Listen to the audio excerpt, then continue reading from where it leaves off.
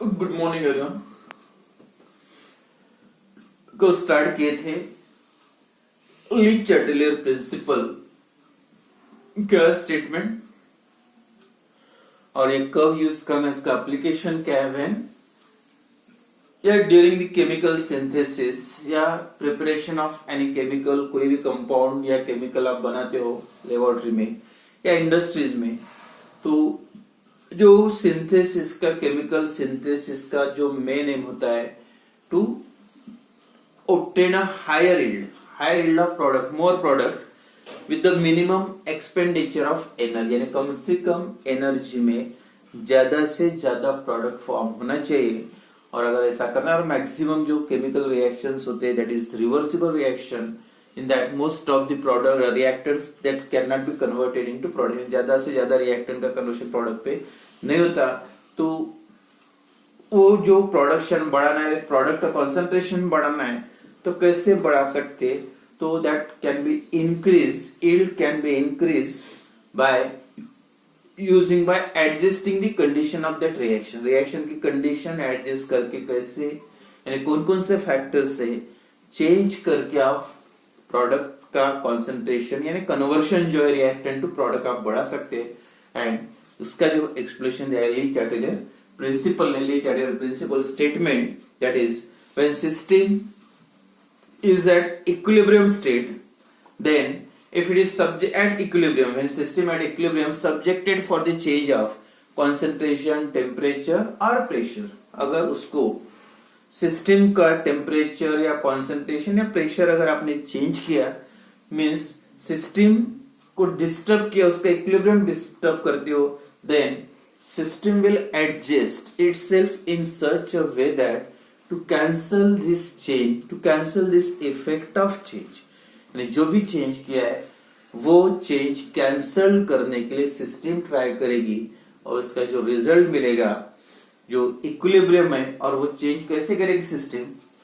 मतलब फिर से इक्विलिब्रियम फॉर्म में लाने के लिए, इक्विलिब्रियम डिस्टर्ब होने के बाद, तो जो इक्विलिब्रियम होगा that shifted in opposite direction, यानी इक्विलिब्रियम शिफ्ट होगा अपोजिट डायरेक्शन में, और फिर से सिस्टम बैलेंस फॉर्म में आएगी, फिर से इक्विलिब्रियम फॉर्म होगा, फिर से सिस्टम स्टेबल। तो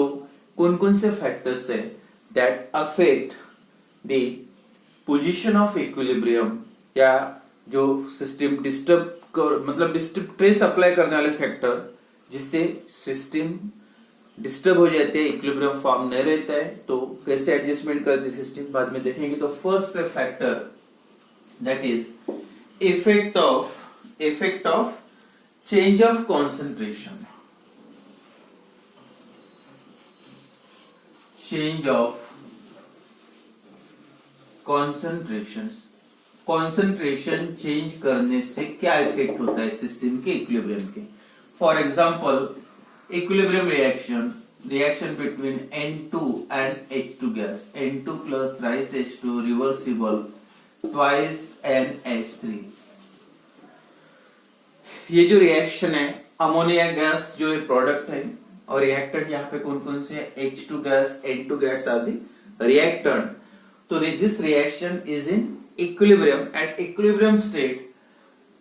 and the value of Kc भी लिखना भी है, value Kc is equal to equilibrium constant, क्या लिखोगे, concentration of NH3 to the power, coefficient 2 है तो power 2 upon concentration of N2 into concentration of H2, और यहाँ पे 3 है कोएफिशिएंट टू पावर 3, तो ये होगा इक्विलिब्रियम कांस्टेंट। और जैसे रिएक्शन इक्विलिब्रियम फॉर्म में आ जाता है, तो this ratio is always remains constant, मतलब जितना प्रोडक्ट है उतना, मतलब रिएक्टेंट है, प्रोसेस स्टॉप नहीं हुई, this process continue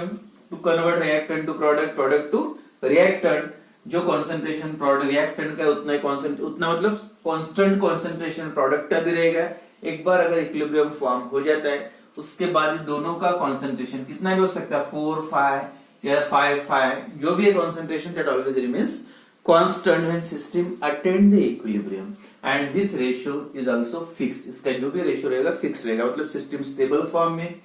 equilibrium form में। Now when this system subjected for the change of concentration, अब ये सिस्टम स्टेबल है, अनडिस्टर्ब है, इक्विलिब्रियम फॉर्म है, अब इसका अगर कॉन्सेंट्रेशन चेंज करोगे, अब चेंज कॉन्सेंट्रेशन चेंज का मतलब क्या है, आप रिएक्टेंट का कॉन्सेंट्रेशन भी चेंज कर सकते हैं, प्रोडक्ट का भी। तो क्या इफेक्ट होगा कॉन्सेंट्रेशन चेंज करने के बाद, देखो when system is at equilibrium and to this system when small amount of N2 gas is added to this reaction mixture, तो ये रिएक्शन मिक्सचर में आपने अगर N2 गैस ऐड कर दोगे तो क्या होगा। अब सिस्टम बैलेंस स्टेट में थे, इक्विलिब्रियम था, जो भी रेशियो था रेशियो फिक्स था, और जैसे आपने N2 गैस ये साइड में ऐड कर दिया रिएक्टेंट साइड में, system get disturb, system disturb हो गई, इक्विलिब्रियम डिस्टर्ब हुआ। अब जैसे आप N2 गैस या H2 गैस या दोनों, H2 ऐड करो और N2 ऐड करो, H2 ऐड करो या दोनों ऐड करो, तो ये सबका इफेक्ट एक ही होगा। ये साइड बढ़ गई मतलब रिएक्टेंट का कॉन्सेंट्रेशन बढ़ गया, मतलब डिनोमिनेटर की वैल्यू बढ़ गई, और जैसे डिनोमिनेटर बढ़ा मतलब ये आंसर क्या होगा, डिनोमिनेटर की वैल्यू बढ़ जाती है तो जो किसी की वैल्यू कम होगा, मतलब कॉन्सेंट्रेशन ऑफ रिएक्टेंट इंक्रीजेस, और जैसे रिएक्टेंट का कॉन्सेंट्रेशन इंक्रीज हुआ अब सिस्टम अनस्टेबल हुई, और नेचुरल टेंडेंसी होते है कोई भी प्रोसेस अनस्टेबल होती है, it always try to attend its stability, हर बार वो प्रोसेस ट्राई क्या करेगी, स्टेबिलिटी अटेंड करने के लिए। अब स्टेबिलिटी अटेंड कैसे होगी, अब उसको डिस्टर्ब किया है कॉन्सेंट्रेशन बढ़ा के, अब स्टेबिलिटी अटेंड करना है तो फिर से इक्विलिब्रियम फॉर्म करना है। अब सिस्टम फिर से इक्विलिब्रियम फॉर्म करेगी, अब कैसे करेगी, अब ये साइड बढ़ गई तो बैलेंस फॉर्म में लाना है, तो पॉसिबिलिटी दो है, एक तो ये साइड बढ़ाना पड़ेगा या ये साइड कम करना पड़ेगा। अब कम खुद तो नहीं सिस्टम कर सकते, आपको करना पड़ेगा, ये पॉसिबल नहीं, आपने N2 गैसेस में ऐड कर दिया एंड देयरफॉर सिस्टम क्या करेगी, खुद को फिर से to attend the equilibrium then more N2 gas जो ऐड किया आपने, that N2 gas react with more H2 gas, जो H2 गैस ऑलरेडी प्रेजेंट है, N2 बाहर से, अब N2 तो था लेकिन कम था, ज्यादा ऐड किया तो ज्यादा जितने भी मॉलिक्यूल्स थे N2 के that react with H2 gas and NH3 का फॉर्मेशन शुरू हो गया, मतलब concentration of product increases means equilibrium shifted towards the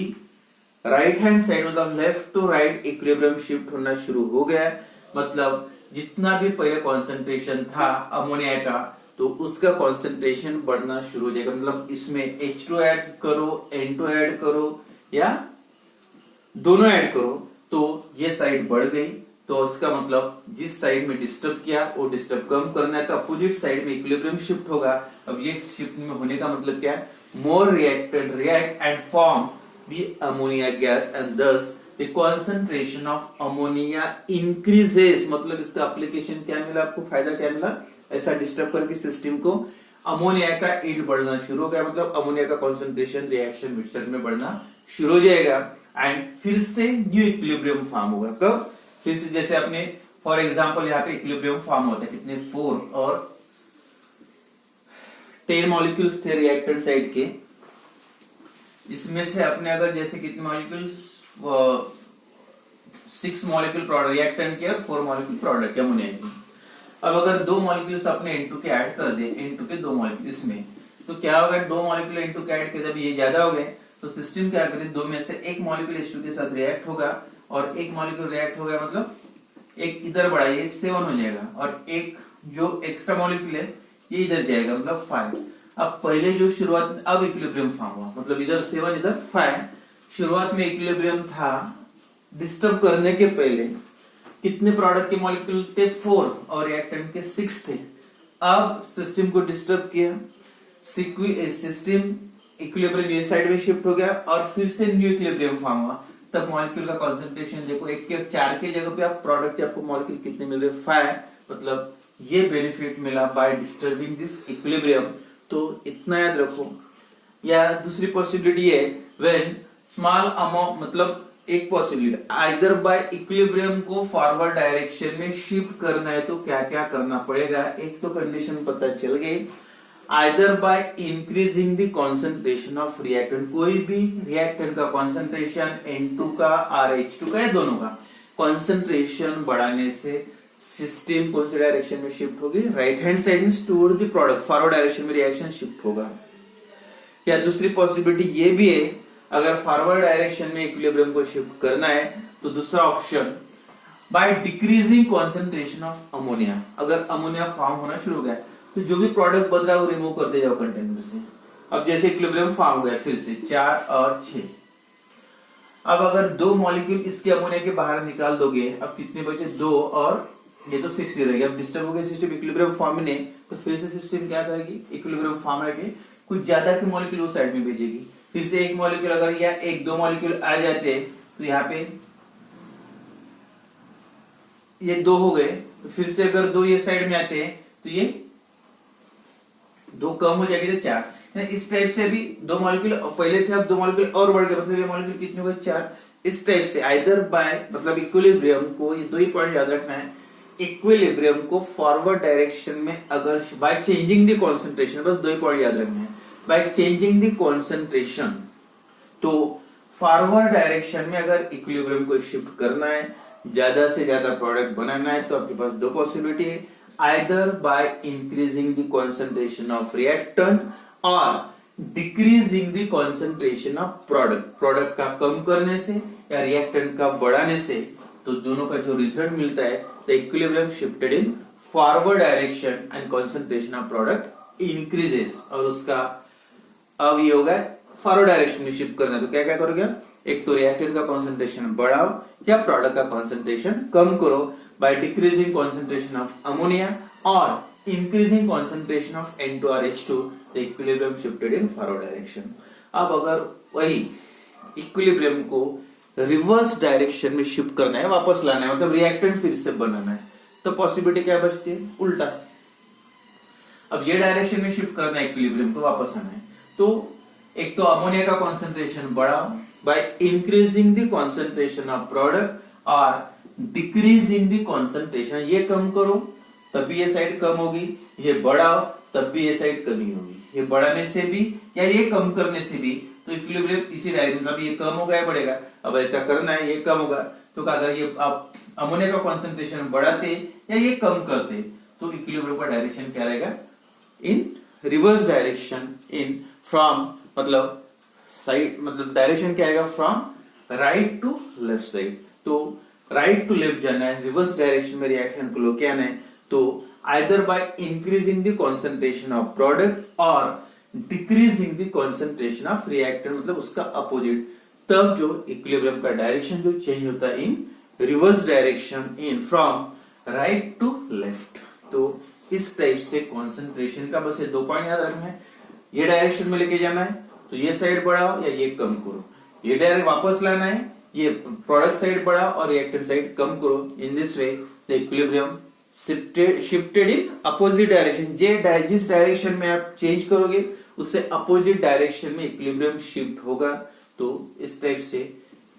change और concentration on the position of equilibrium, equilibrium के पोजीशन पे कॉन्सेंट्रेशन चेंज करने से क्या इफेक्ट होता है, तो ये 2 पॉइंट याद रखो, इंक्रीजिंग एंड डिक्रीजिंग, किसका कॉन्सेंट्रेशन बढ़ाने से कौन से डायरेक्शन में इक्विलिब्रियम शिफ्ट होता है। एंड देन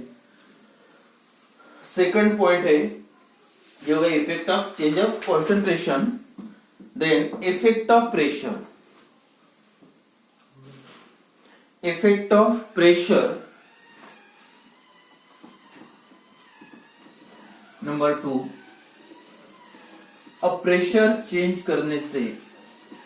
इक्विलिब्रियम की पोजीशन पे क्या इफेक्ट होगा। प्रेशर के लिए भी याद रखना है, 2-3 पॉइंट्स बस याद रखना है। Number 2, effect of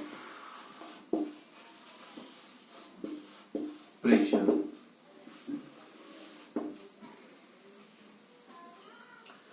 From ideal gas equation, PV is equal to nRT. Therefore, P is equal to N by V RT at constant temperature. Temperature suppose constant है, R तो constant है, और N by V का मतलब होता है concentration. तो आप बोल सकते P is, ये दोनों constant है, is directly proportional to N by V, और N by V का मतलब होता है दैट इज और कॉन्सेंट्रेशन ऑफ दैट। तो कौन से गैस का प्रेशर कितना रहेगा, that directly proportional to directly proportional to n/v, मतलब कॉन्सेंट्रेशन ऑफ दैट गैस, जो गैस का कॉन्सेंट्रेशन जिसका ज्यादा रहेगा उसके वजह से वो गैस का प्रेशर भी ज्यादा रहेगा, मतलब pressure of gas is directly proportional to concentration, या बोल सकते directly proportional to number of moles and inversely proportional to volume of that gas. तो फ्रॉम आइडियल गैस इक्वेशन अब एग्जांपल लेंगे फिर से, N2 plus thrice H2 reversible system, फिर से इक्विलिब्रियम फॉर्म में, that gives twice NH3 ammonia gas. अब pressure change करने से इक्विलिब्रियम पे क्या फर्क है, मतलब इक्विलिब्रियम का डायरेक्शन या इक्विलिब्रियम शिफ्ट कैसे होगा, कौन से डायरेक्शन में जाएगा, प्रेशर इंक्रीज करने से या डिक्रीज करने से। इसमें डायरेक्ट आपको एक पॉइंट याद रखना है, बाय चेंजिंग द प्रेशर, अगर एक गैसेस सिस्टम है, कंटेनर में रिएक्शन शुरू है और आप एक पिस्टन है ऊपर से प्रेस करोगे इसे, by increasing pressure of this reaction mixture, तो system is at equilibrium form हो गया। इक्विलिब्रियम फॉर्म है system, when pressure of this gases system increases then the change in the direction of that equilibrium position. Equilibrium position को मतलब direction जो है कौन से डायरेक्शन में शिफ्ट होगा, बस इसमें इतना याद रखना है। By increasing pressure the equilibrium shifted in that direction where the number of moles of gases are less. Only that effect of pressure, that is only for gaseous reaction. Solid या liquid के लिए pressure का effect नहीं होता equilibrium पे, but only for gaseous reaction pressure affect the position of equilibrium. अब pressure increase करने से decrease करने से क्या होगा देखो, by increasing pressure equilibrium shifted in that direction where the number of moles of gases are less. अब pressure बढ़ाओ, तो आप सबसे पहले चेक करना इक्विलिब्रियम कौन सी डायरेक्शन में शिफ्ट होगा प्रेशर बढ़ाने से। तो सबसे पहले क्या करोगे, रिएक्शन में सिर्फ गैसेस प्रोडक्ट्स और गैसेस रिएक्टेंट के नंबर ऑफ मोल्स काउंट करो। Here the number of moles 2, coefficient 2 है, इसका 3 + 1, और यहाँ पे नंबर ऑफ मोल्स कितने 4 है। तो अब इक्विलिब्रियम कौन से डायरेक्शन में शिफ्ट होगा प्रेशर बढ़ाने से, तो याद रखो equilibrium is shifted by increasing pressure. By increasing pressure, equilibrium is shifted in that direction where the number of moles of gases are less. यानी जिस डायरेक्शन में गैसेस के नंबर ऑफ मोल्स कम है वो डायरेक्शन में इक्विलिब्रियम शिफ्ट होगा, मतलब forward direction में जाएगा या बैकवर्ड डायरेक्शन में, वो डिपेंड करता है कौन से साइड में, जिस साइड में कम है वो डायरेक्शन में जाएगा। अब कम कौन सी साइड में है, मतलब सीधा सीधा है, अगर अमोनिया की यील्ड बढ़ाना है, ज्यादा प्रोडक्ट चाहिए, तो हाई प्रेशर फेवरेबल है या लो प्रेशर, तो सीधा दिख रहा है आपको, प्रेशर बढ़ाने से नंबर ऑफ मोल्स जिस साइड में कम है वो डायरेक्शन में इक्विलिब्रियम शिफ्ट होगा। तो ये डायरेक्शन में नंबर ऑफ मोल्स 2 है, तो उसका मतलब इक्विलिब्रियम का डायरेक्शन कौन सा रहेगा, फ्रॉम मतलब forward direction, and concentration of ammonia increases. और अगर बैकवर्ड डायरेक्शन मतलब ये नंबर ऑफ मोल्स, वही रिएक्शन आप अगर उल्टा लिखोगे, twice NH3 reversible thrice H2 plus N2 gas, तो यहाँ पे 4 है और यहाँ पे 2 है, तो equilibrium bye increasing pressure equilibrium shifted इन बैकवर्ड डायरेक्शन, रिवर्स डायरेक्शन, और अमोनिया का कॉन्सेंट्रेशन यहाँ पे बढ़ेगा, मतलब ये प्रोडक्ट है रिएक्टेंट है। तो जिस डायरेक्शन में नंबर ऑफ मोल्स कम है वो डायरेक्शन में इक्विलिब्रियम शिफ्ट होगा bye increasing pressure. But for other reaction, for example, I2 plus H2 gas reversible twice HI, ये भी गैस है। अब क्या होगा, फिर से by increasing pressure equilibrium shifted in that direction where the number of moles are less। लेकिन यहाँ पे चेक करो कितने नंबर ऑफ मोल्स 2 और इसके 1 + 1 अगेन 2, और जब नंबर ऑफ मोल्स दोनों की सेम है तो इक्विलिब्रियम का डायरेक्शन चेंज नहीं होगा, means no effect of pressure when the number of moles of gases product is equal to gases reactant. अगर नंबर ऑफ मोल्स अलग अलग है तो जिस साइड में नंबर ऑफ मोल्स कम है वो डायरेक्शन में इक्विलिब्रियम शिफ्ट होगा।